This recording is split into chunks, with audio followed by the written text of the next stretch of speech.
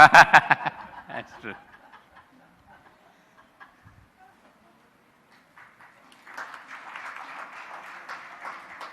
Then we'll Chairperson, Professor Sri Kalaji, learned co-speakers of this session, and fellow philosophers in the hall.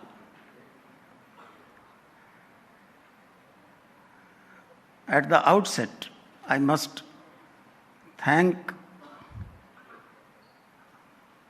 the office bearers of IPC, and especially Professor Panneer Selvam Saab, who has given me a chance to read some new books which I had not read earlier in order to complete my homework which was allotted to me last year. But I confess at the outset that I was a poor home worker, and in my school days also, I did very often I could not complete my homework and I was punished for that.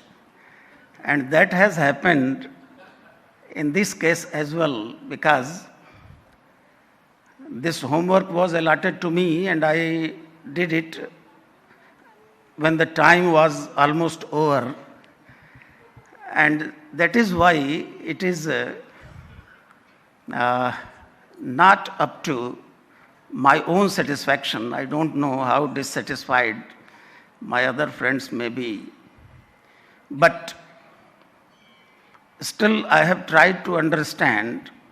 And one thing more, I was not lucky like Professor Gautam and Dr. Dave Sahab, who had to speak on such issues which they had direct contact with, because Professor Gautam already he said that he was in direct contact with Dayaji, and I was not fortunate to be in direct contact with the great Professor K.S. Murthy Sahab. And this was a task allotted to me, and that is why I chose the easiest task, easiest way of presenting out of his vast literature produced by him. I chose to say a few words on a book written by him named Reason and Revelation in Advaita Vedanta. Advaita Vedanta, I have read a little of it, and that was easiest for me, and therefore I have taken 3-4 points on which I will say something. And really, I tell you, these points are like geometrical points which are almost invisible, very small, but still they are points. So, instead of presenting something, I will read what I have written in order to save some time. The chair is worried of it. So I read it. The article is dedicated to great scholar of our times, Professor K. Satchidananda Murthy, and it is being presented in his memory. Writings of Professor Murthy include various issues of philosophy, but this paper is centered around his book Revelation and Reason in Advaita Vedanta. See, one thing I wish to point out, that the name of the book is Revelation and Reason in Advaita Vedanta, and the title of my article this small piece of writing, is role of reason and revelation in Advaita Vedanta. So the order of these words is changed.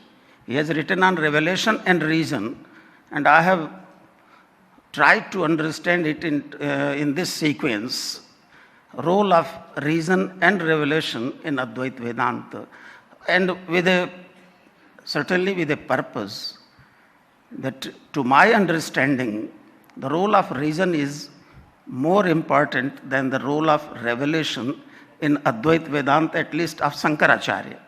That is why I wanted to indicate in this small article that, to my understanding, reason has played more important role than revelation in Shankar's philosophy, at least. I'm not using it in wider sense of Advaita Vedanta, because many acharyas, post-Shankarites and pre-Shankarites, they might have differed on this point. So, this paper is centered around his book, Revelation and Reason in Advaita Vedanta, reprinted by Motilal Banarsi Das in 1974, and first edition of the book was published in Andhra by Andhra University and Columbia University Press in 1959. The problem raised by Professor Murthy in his book is well known to the students and scholars of Vedanta philosophy, and different approaches have been made to this issue by various contemporary scholars. The author of this article doesn't claim to have comprehended entire content of this book, because really that book is very comprehensive and very deep, and it was not possible for me to comprehend entire thing, because for two reasons. Some parts of this book appear to be out of the area of interest of the article writer, and I think I have tried to conceal my weakness by saying this word, but still I have to do something. This small article is not a complete study and discussion on the issue involved, and such permission, this permission also I have sought from Professor Murthy. This permission has been granted by Professor Murthy himself when he says that no treatment of any subject can ever be complete. That is what he has written in his book mentioned above. So this treatment is now also is not complete. That is what I want to say. Main contention of this paper is to decipher the role of reason and revelation in the philosophy of Shankaracharya. And this article is divided into 4 points: nature of reason, nature of revelation, relation between the two, and the last is the incompleteness of the two in Shankara's philosophy. These are 4 small points on which I have tried to concentrate. The first point, reason is popularly divided into pure reason, practical reason, and so many other divisions. The term reason is present, the term reason in present context refers to the pure reason, and the function of this reason is to help in deciding the real contextual meaning of the text under discussion. Its importance can't be undermined, because unless it functions properly, no meaningful discourse is possible. The philosophy of Shankaracharya has given sufficient space to reason. A famous slok is well accepted in Advaita tradition, which says, Yasya nasti swayam prajna shastram tasya karoti kim lochanabhyam vihinasya darpanah kim karishyati. which means the one who does not have his or her own power of reasoning gets nothing from the scriptures, as a mirror cannot help a person to see who has no eyes. So reason has its own place and its own role, not only in Advaita Vedanta, but everywhere, in other contexts also as well. So this fact is evident in Sharirak Bhashya of Brahma Sutra, where the meaning of Shastra is believed to be coming out of Samanvaya, Tattu Samanvayat. And this Samanvaya is arrived at by reason, with the help of reason.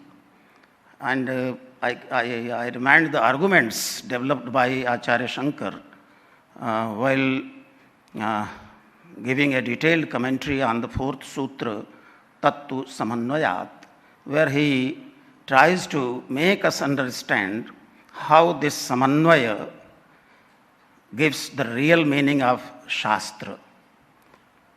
And here, Tarka or reasoning has helped us. Further, entire Tarkpad is dedicated to discursive reasoning, and this chapter of Sharirak Bhashya helps the reader to understand the real nature of self, to make an attempt to understand the real nature, because I have not understood the real nature as yet, real nature of self. That is, to understand the real nature of self, that is not other than the Brahman. It is true that reason is not accepted as the supreme source of knowledge of the non-duality of Atman and Brahman, but it helps the person who has a Brahma Jigyasa to a large extent. It helps the Jigyasu to a large extent. Professor Murthy writes in his above mentioned book, I quote, for example, the Advaitin uses the word Brahman, Maya, etc. Now, how are these words used by him? What sort of factual revelation have they got? He raises certain questions. What sort of examples does he give to make an inroad into the problem? Answers to these questions will be provided by examining the words in as many contexts as possible and finding their language settings. Clarification of the language structure of a philosophy in this way will reveal its logical structure or logic. Then we can find whether the various statements made by it are consistent, at least in its own linguistic settings, unquote. So, there can be different methods of deciding the meaning, and with the help of logic, reasoning. That is what Professor Murthy wants to say in this passage. The passage quoted above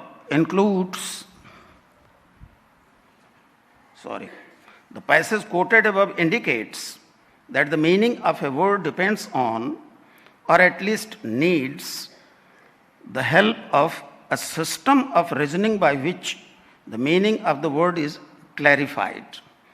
It also indicates that this applied logic may have as many shades as the language itself.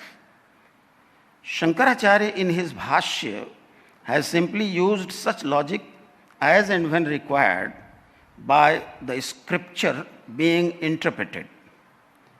Here, on this point, I partially fail to agree with those whom Professor Murthy mentions as considering Advaita Vedanta as a religion along with a philosophic system.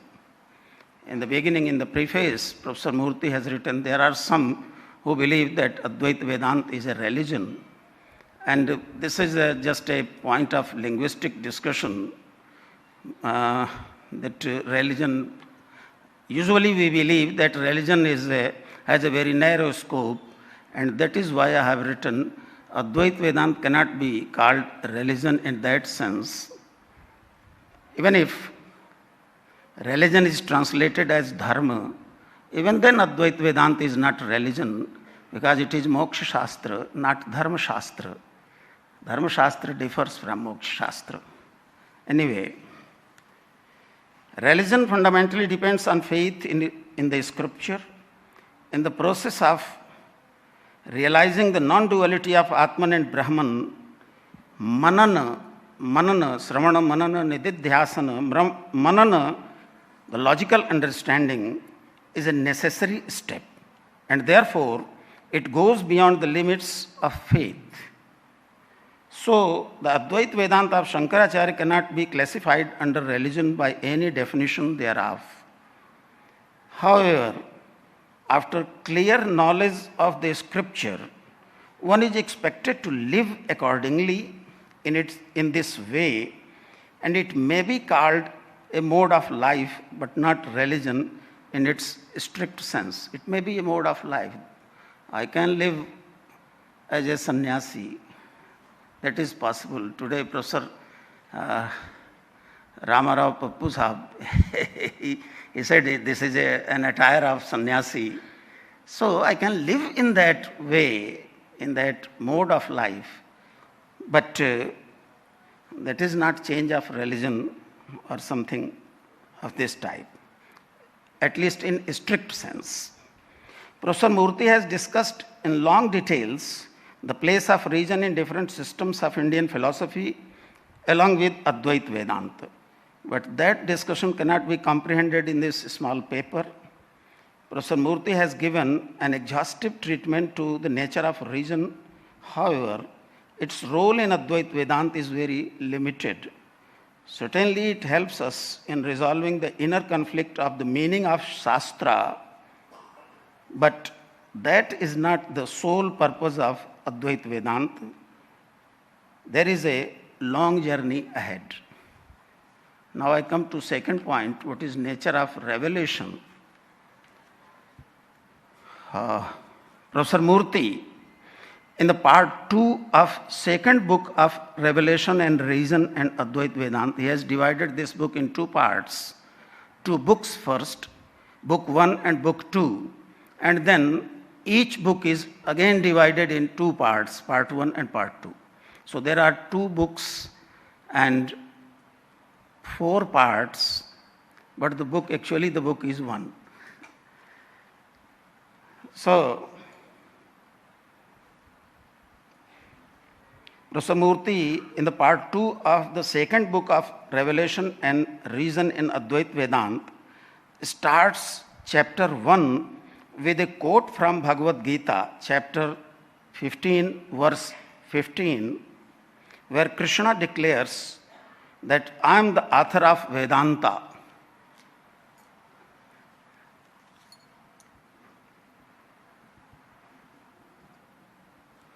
Exceeded to finish in 2 minutes. I thought I am brief, and in that way I am a witty person, but I am not neither witty nor no. I usually conceal my weakness by quoting Shakespeare, who says, brevity is soul of wit, so I shall be brief, but I could not even do that today. Anyway,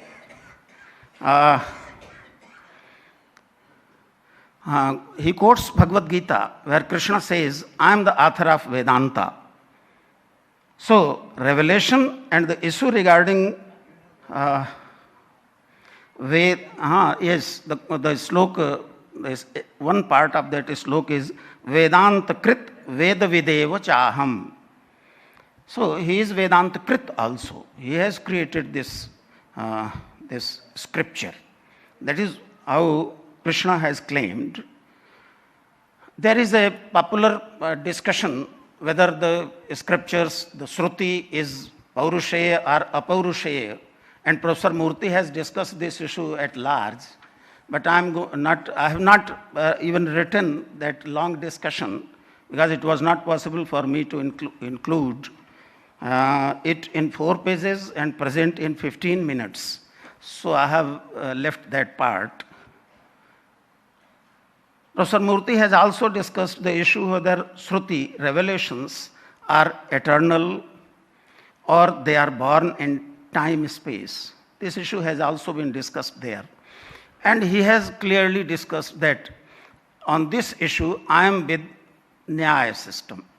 So he accepts that Shastra is Paurusheya, and whoever may be the creator of that Shastra, but he denies Mimamsa, the opinion of Mimamsa school.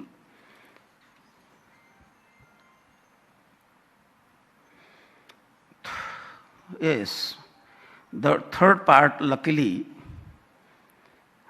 is the relation between the two, and I have understood this relation as a relation of cooperation. Reason and revelation both they cooperate with each other in making it possible to reach our goal, at least in Shankara's philosophy. And the fourth part, in the fourth part, I have discussed that both reason and revelation, they are necessary conditions, but none of the two, neither exclusively nor inclusively, they are not sufficient.